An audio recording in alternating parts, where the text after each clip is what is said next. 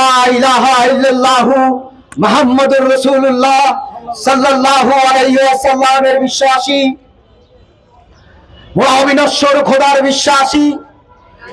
গাজায় হাজার হাজার বোমা, হাজার হাজার রকেট মিসাইল দিয়েও মুসলমানদেরকে তোমরা যে ধ্বংসযজ্ঞের লীলা খেলা চালাচ্ছ, অবিনশ্বর খোদা এটা বন্ধ করে দিবে ইনশাআল্লাহ। আজকে ইসলামিক ফ্রন্ট বাংলাদেশ, নারায়ণগঞ্জ জেলা ইসলামিক যুব ফ্রন্ট বাংলাদেশ, ইসলামী ছাত্র সেনা নারায়ণগঞ্জ জেলা মহানগর কর্তৃক আয়োজিত আজকের এই প্রতিবাদ ও বিক্ষোভ সমাবেশের সম্মানিত সভাপতি, উপস্থিত ইসলামিক ফ্রন্ট বাংলাদেশ ঢাকা বিভাগীয় সাংগঠনিক সম্পাদক জনতা তরিকুল হাসান লিঙ্কন ভাই, উপস্থিত ইসলামী ছাত্র সেনা ঢাকা বিভাগীয় কেন্দ্রীয় সাংগঠনিক সম্পাদক ছাত্রনেতা সানি দেওয়ান, উপস্থিত ইসলামিক যুব front Bangladesh, Islamic front Bangladesh Narayanganj জেলার সম্মানিত সাধারণ সম্পাদক জনতা সাদ্দাম হোসেন কাউসার ভাই, উপস্থিত ইসলামিক যুব ফ্রন্ট বাংলাদেশ নারায়ণগঞ্জ জেলা সম্মানিত আহ্বায়ক যুবনেতা আলামিন বাদল সহ উপস্থিত আমার প্রিয় সুন্নি জনতা ভাইরা, আসসালামু আলাইকুম ওয়া রাহমাতুল্লাহি ওয়া বারাকাতুহু। আপনারা জানেন যে আমরা কেন এখানে উপস্থিত হয়েছি। আজকে আমরা শুধুমাত্র ফিলিস্তিনি নয়, আজকে ইয়েমেনে মুসলমানের শান্তি নেই, আজকে মায়ানমারের মুসলমানের শান্তি নেই, আজকে চীনের উইঘুরের মুসলমানের শান্তি নেই, আজকে আফগানিস্তানকে আমেরিকা ধ্বংস করে দিয়েছে, মুসলমানের শান্তি আজকে পৃথিবীর কোথাও নেই, ঠিক কিনা ভাইরা আমার? আজকে ভারতীয় মুসলমানের উপর ওয়াকফ বিলের নামে মুসলমানের উপর আগ্রাসন চালানোর জন্য কি ধরনের পায়তারা চলছে আপনারা দেখতে পাচ্ছেন। আজকে আমরা জন্মের পর থেকে দেখতে পাচ্ছি যে ফিলিস্তিনের মধ্যে মুসলমান ভাইদের উপর, মুসলমান নারীদের উপর, মুসলমান শিশুদের উপর কিরকম নির্যাতন, কিরকম হত্যাযজ্ঞ, কিরকম গণহত্যা চালানো হচ্ছে, ঠিক কিনা ভাইরা আমার? আমরা বিভিন্ন সময় দেখতে পাই আমেরিকা সহ ইউরোপের নানান দেশ মানবতার নাম নিয়ে মানবতার কথা বলে তারা মুসলমানের বিভিন্ন দেশে বোমা বর্ষণ করছে, বোমা নিক্ষেপ করছে। আজকে কোথায় তাদের মানবতা? আজকে জাতিসংঘ নীরব, ঠিক কিনা ভাইরা আমার?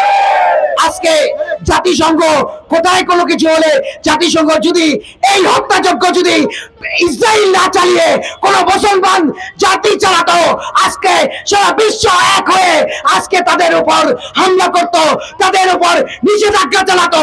কিন্তু আজকে মানবতার মুখোশধারীরা নীরব, ঠিক কিনা ভাইরা আমার?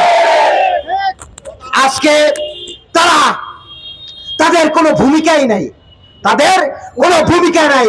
আজকে আরব বিশ্ব, যে আরব বিশ্ব বিশ্বের 54টা মুসলিম দেশ যদি কথা বলতো, তাহলে ইহুদির বাচ্চারা সাহস পেত না মুসলমানদের উপর হামলা করা। আজকে সৌদি আরব নীরব, আজকে মিশর নীরব, আজকে দুবাই নীরব, আজকে কাতার নীরব, আজকে লেবানন নীরব, আজকে বিশ্বের সমস্ত বাড়া মুসলিম কান্ট্রি আজকে নীরব ভূমিকা পালন করছে। আমি তোমাদেরকে মনে করিয়ে দিতে চাই, তোমরা সাদ্দাম হোসেন কিন্তু প্যালেস্টাইনি ছিল না, লিবিয়ার মুয়াম্মার গাদ্দাফি সে কিন্তু প্যালেস্টাইনি ছিল না। আজকে তোমরা যারা নারীবাজিতে লিপ্ত আছো, এই ইহুদি এই আরব বিশ্ব, আজকে তোমরা যারা মদবাজিতে লিপ্ত আছো, তোমাদের উপরেও তারা ভবিষ্যতে হামলার পরিকল্পনা করছে, ঠিক কিনা ভাইরা আমার? এখন এই অচিরেই এই ইহুদিদের বিরুদ্ধে আমাদেরকে সকল মুসলিম বিশ্বকে ঐক্যবদ্ধ হয়ে দাঁড়িয়ে যেতে হবে। আজকে আমরা অত্যন্ত আক্ষেপের সাথে বলতে চাই যে আমাদের যে উপদেষ্টা, কি আমাদের অন্তর্বর্তীকালীন সরকারের উপদেষ্টা, কিছুদিন আগে আমি দেখলাম প্রথম আলো একটি পত্রিকার মধ্যে তিনি বললেন যে গাজায় যে মুসলমানদের উপর হত্যাযজ্ঞ হচ্ছে, এটা হচ্ছে যে তাদের ইন্টারনাল ব্যাপার। কেন তাদের ইন্টারনাল ব্যাপার হবে? আজকে মানবতা, তুমি শান্তিতে নোবেল পেয়েছো, শান্তি কি শুধু ইহুদিদের জন্য? আজকে লক্ষ লক্ষ লক্ষ লক্ষ মুসলমান আজকে গাজার মধ্যে অনিরাপদ, 1,20,000-এর উপর মুসলমানদেরকে আহত করা হয়েছে, 50,000-এর অধিক মুসলমানকে হত্যা করা হয়েছে। আজকে কোথায় তোমার মানবতা? ইহুদিদের দোসর আপনি, হয়তোবা ইহুদিদের দোসর হতে পারেন, হয়তোবা আপনি ইহুদিদের টাকায় লালিত পালিত হতে পারেন, বিল ক্লিনটন সংস্থার মধ্যে আপনি সহযোগিতা করতে পারেন, ইহুদিদেরকে 1000 কোটি টাকা দিতে পারেন, কিন্তু আপনি বর্তমানে 18 কোটি মুসলমানের প্রধান উপদেষ্টা, আপনাকে ভুলে গেলে চলবে না। 18 কোটি মানুষের মনের ভাষা আপনাকে বুঝতে হবে। সেই মনের ভাষা বুঝে ইহুদিদের বিরুদ্ধে আপনার কঠোর অবস্থান পরিষ্কার করতে হবে জাতির সামনে, ঠিক কিনা বলেন? এবং নামে বেনামে বিভিন্ন ভাবে ইসরায়েলের ইনভেস্টমেন্ট আমাদের বাংলাদেশের মধ্যে আছে, ঠিক কিনা ভাইরা? নামে বেনামে বিভিন্ন দেশ থেকে ট্রানজিট করে করে তারা বিভিন্ন বহুজাতিক কোম্পানি বাংলাদেশে তারা প্রতিষ্ঠা করেছে। আমরা এখানে যতই বলি ইসরায়েলি পণ্য বয়কট করুন, ইসরায়েলি পণ্য অমুক করুন সমুক করুন, যদি রাষ্ট্র এর বিরুদ্ধে ব্যবস্থা গ্রহণ না করে তাহলে আমরা নিরুপায় হয়ে যাব। তাই আমি বলবো রাষ্ট্রকে ইসলামিক ফ্রন্ট বাংলাদেশের পক্ষ থেকে, ইসলামিক যুব ফ্রন্ট বাংলাদেশের পক্ষ থেকে, ইসলামিক ছাত্র সেনার পক্ষ থেকে আমি প্রধান উপদেষ্টাকে জানিয়ে দিতে চাই, অচিরেই ইহুদি সকল ইনভেস্টমেন্ট বাংলাদেশে বন্ধ করে দিন।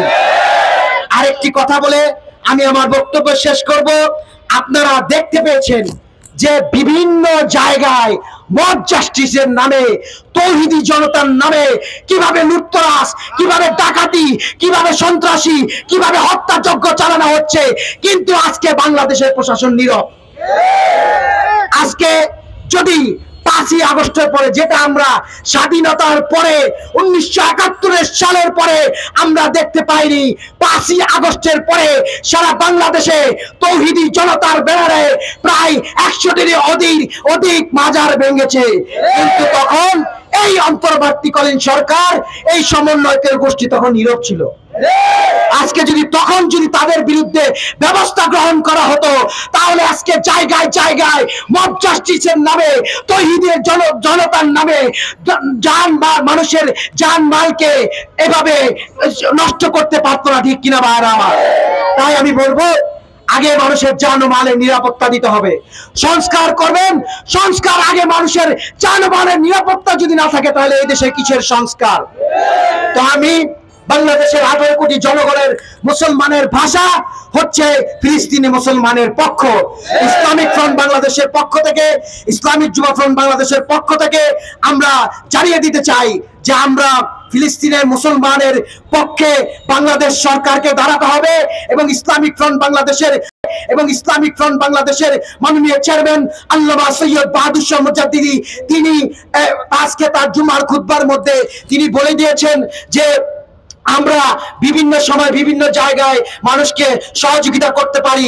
বাংলাদেশ সরকারের উচিত ফিলিস্তিনি মুসলমানদের সহযোগিতা করা, আর্থিকভাবে, ওষুধ দিয়ে হোক, যেভাবেই হোক।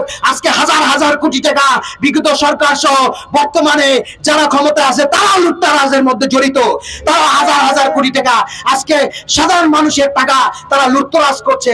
তাহলে আমার ফিলিস্তিনি মুসলমান ভাইদের সহযোগিতা করতে কি সমস্যা? আজকে আপনারা আমাদের প্রয়োজন 18 কোটি মানুষের ট্যাক্সের টাকা দিয়ে তাদের সহযোগিতা করেন। এই বলে আমি আমার সংক্ষিপ্ত বক্তব্য এখানেই শেষ করছি। আসসালামু আলাইকুম ওয়া রাহমাতুল্লাহি ওয়া বারাকাতুহু।